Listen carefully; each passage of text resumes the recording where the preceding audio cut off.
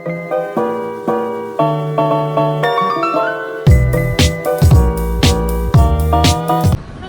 kami dari kelompok E SP03. Pada video kali ini, kami akan membahas tentang diversifikasi tanaman pangan lokal untuk mendukung ketahanan pangan dan mengurangi ketergantungan terhadap impor. Mari kita lihat bagaimana tanaman sorghum, orang, dan juga ubi jalar dapat menjadi solusi pangan di masa depan.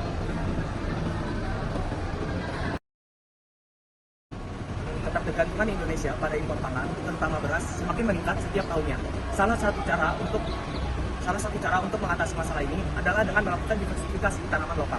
Diversifikasi ini bertujuan untuk memperkuat ketahanan pangan dengan memanfaatkan berbagai jenis tanaman lokal sebagai sumber karbohidrat alternatif. Dengan memanfaatkan tanaman-tanaman ini, kita bisa mengurangi ketergantungan bahan impor pangan dan meningkatkan kemandirian pangan nasional. Salah satu contoh tanaman lokal yang memiliki potensi besar adalah sorghum. Tanaman ini merupakan sumber karbohidrat yang kaya nutrisi, mudah dibudidayakan, dan dapat tumbuh di lahan kering. Dengan kadar gula yang lebih rendah dari beras, membuat sorghum lebih sehat bagi penderita diabetes. Selain itu, ada porang. Tanaman umbi-umbian ini sangat berpotensial sebagai sumber pangan sekaligus komoditas impor. Porang sering digunakan dalam industri makanan dan fermentasi, baik di dalam maupun luar negeri. Dan tentu saja, kita tidak bisa melupakan ubi jalar. Ubi jalar adalah sumber karbohidrat tinggi dengan kandungan serat yang baik untuk pencernaan. Selain itu, ubi jalar juga mudah diolah menjadi berbagai jenis makanan.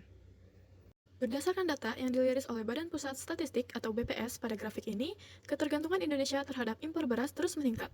Bahkan, pada tahun 2023, impor beras mencapai 3 juta ton. Namun, dengan memanfaatkan tanaman lokal seperti sorghum, porang, dan ubi jalar, kita bisa mengurangi impor dan menciptakan peluang ekonomi baru bagi petani lokal.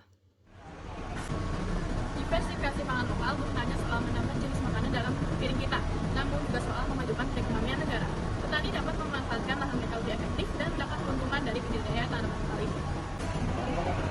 Saat ini, berbagai produk olahan dari tanaman pangan lokal sudah mulai banyak dikembangkan. Misalnya, mie berbahan dasar sorghum yang kaya serat dan lebih sehat.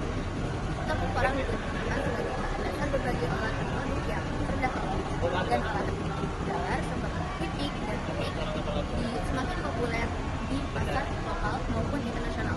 Produk-produk ini menunjukkan bahwa tanaman pangan lokal memiliki potensi yang besar untuk dikembangkan dan memiliki nilai ekonomi tinggi yang dapat diterima oleh masyarakat luas. Sudah saatnya kita menggali potensi besar dari sumber daya lokal untuk mensejahterakan kita bersama. Terima kasih sudah menonton video ini.